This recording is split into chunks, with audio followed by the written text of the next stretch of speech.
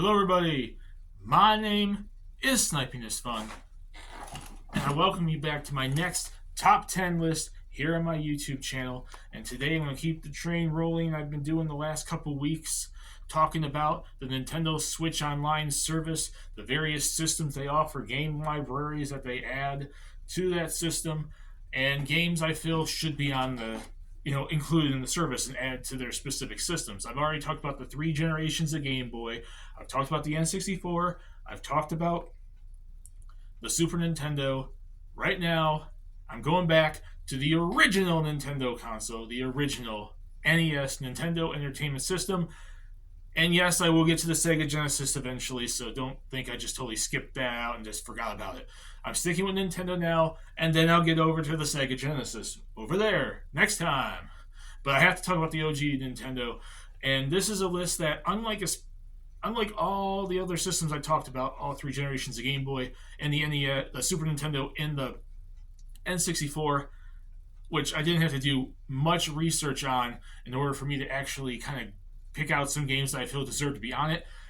The NES, I kind of had to do a little bit of research for because, unlike some of you out there, a lot of other gamers out there, I never grew up with an original Nintendo. I played some games here and there, like I had family members or friends that might have had an NES. I played when they started releasing like the re-releases Nintendo did, like on the Game Boy Advance, when they started bringing games and porting them to their handhelds. And then the Wii Virtual Console came, and so on and so forth, collections and stuff like that, like unlockables in games like the original Excitebike and Excitebike 64, which is probably like the first time I might have played that game. I had to do a little bit of research because, NES to me is like, as much as I look back on the system, for what it was, I don't have as much nostalgic memories as other gamers out there that grew up with it because I never owned one growing up. I never really played it majorly until the game started being offered in other ways and shapes and forms in the future, like generations on different consoles and ports and able to buy games digitally.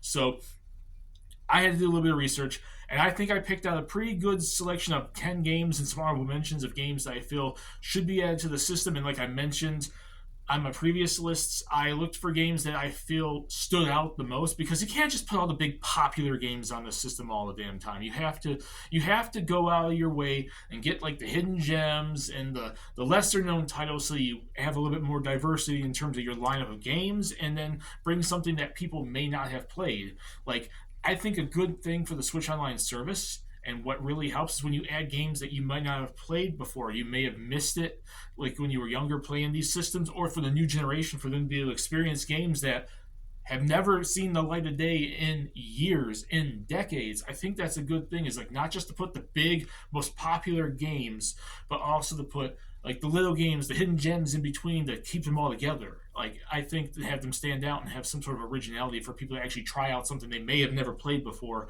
or may have missed out on or something too. And for the new generation to be able to experience where gaming came from outside of the big titles.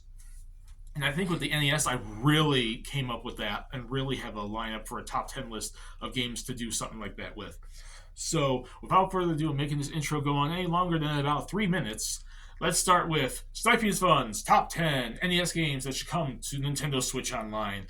And number 10 is going to go to a very interesting platforming game from Bandai, and it's Monster Party, which was essentially like a platforming game that delved into like horror pop culture type stuff. Like, you played through monsters like the Frankensteins and the vampires and the werewolves and stuff like that. And it was a very interesting looking platforming game that I don't think was based off any sort of license, which is what I try to avoid with these lists.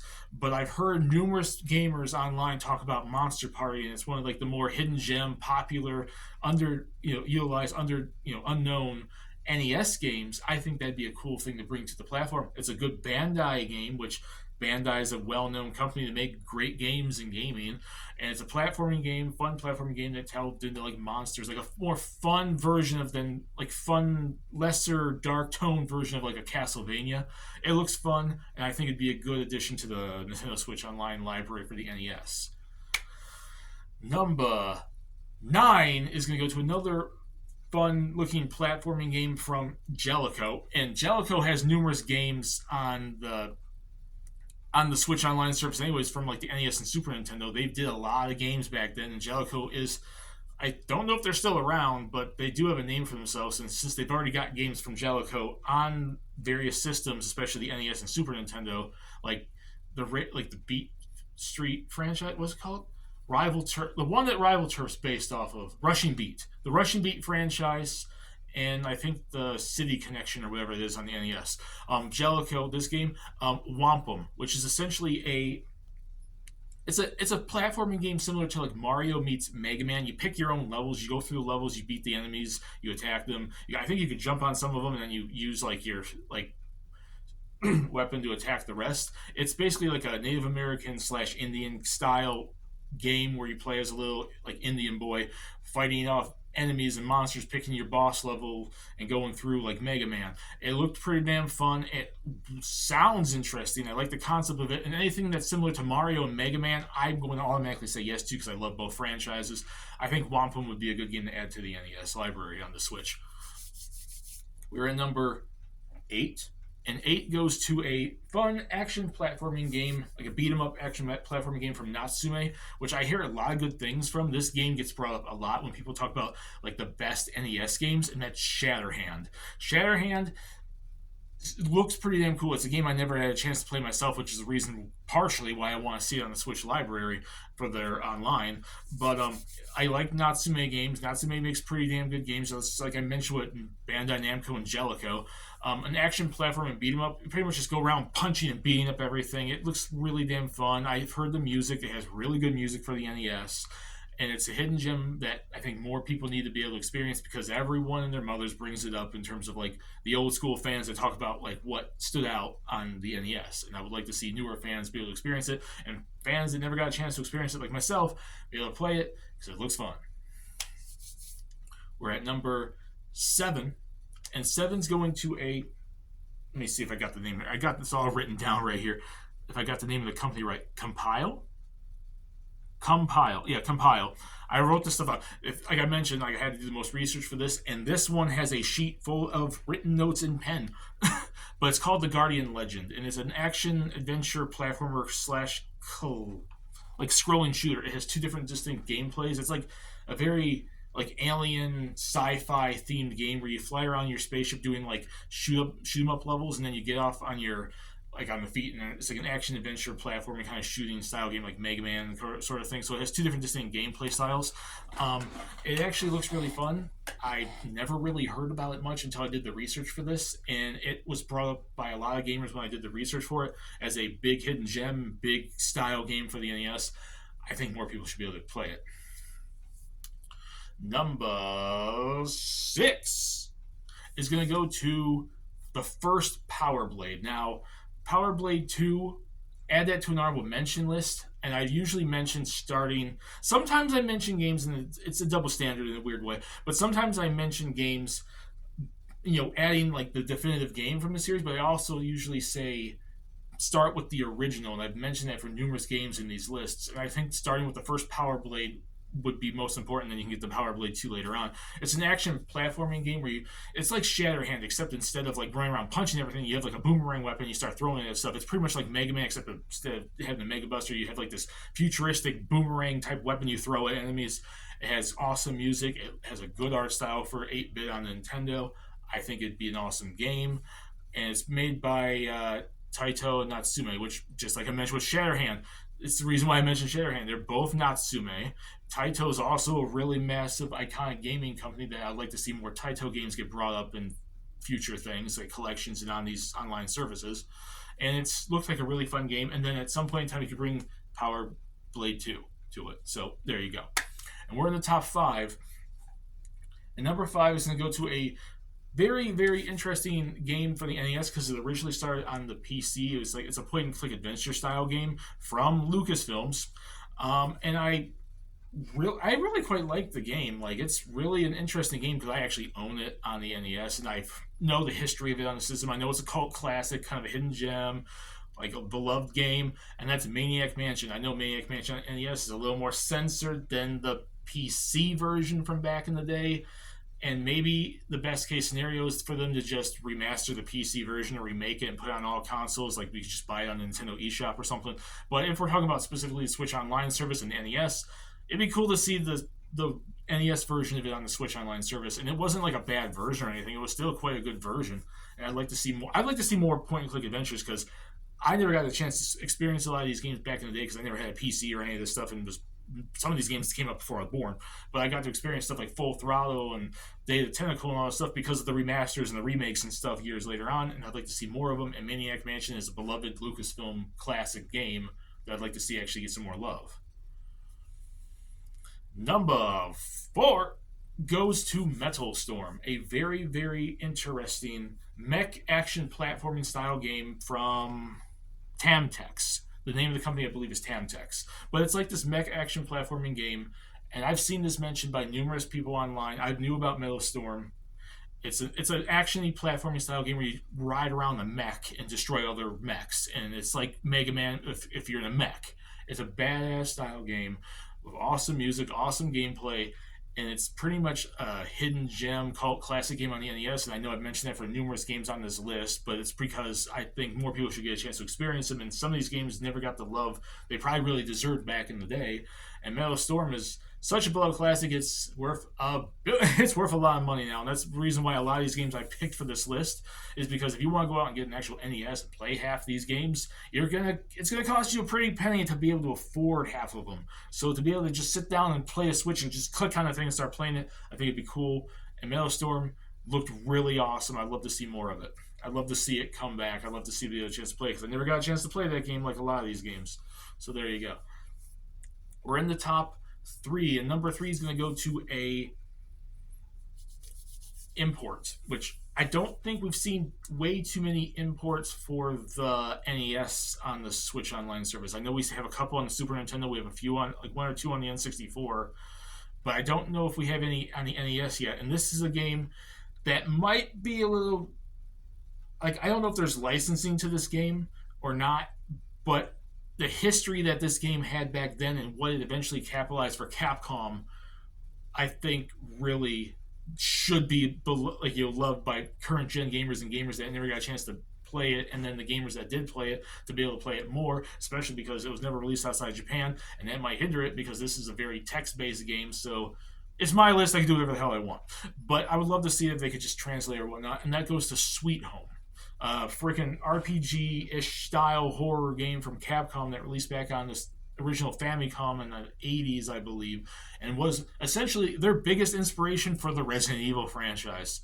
It assisted them to eventually go back later on down the line and make a horror style game, which turned out to be survival horror and became Resident Evil, Biohazard.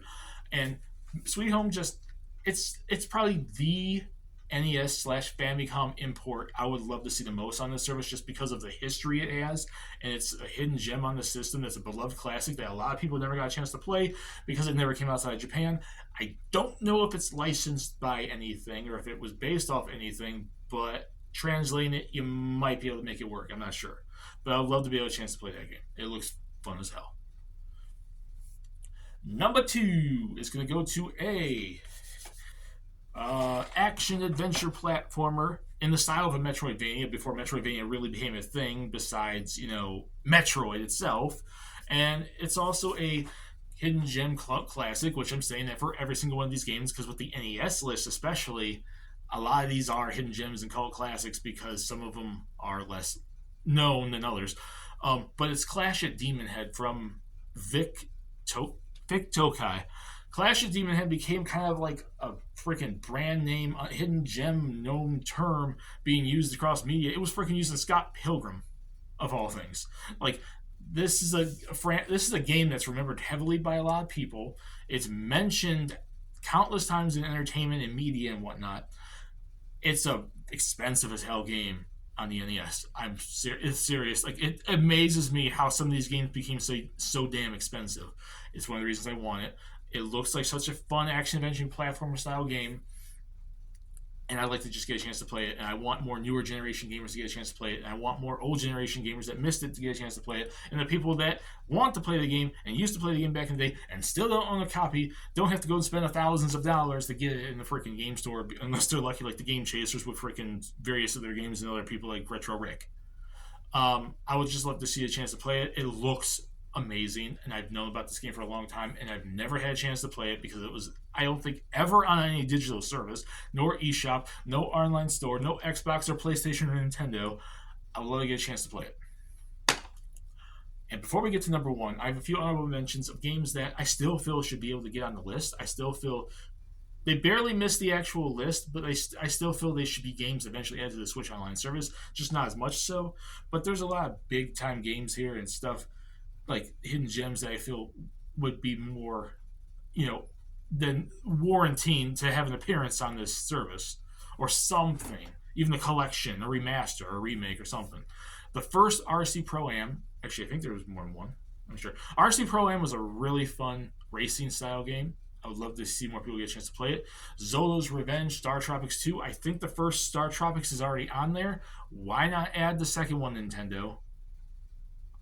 I know it's a franchise that's more popular with Americans, but it'd be cool to at least finish it off. Gunnack, which is a shoot 'em up from, I forgot which company. I'm surprised I didn't write that down.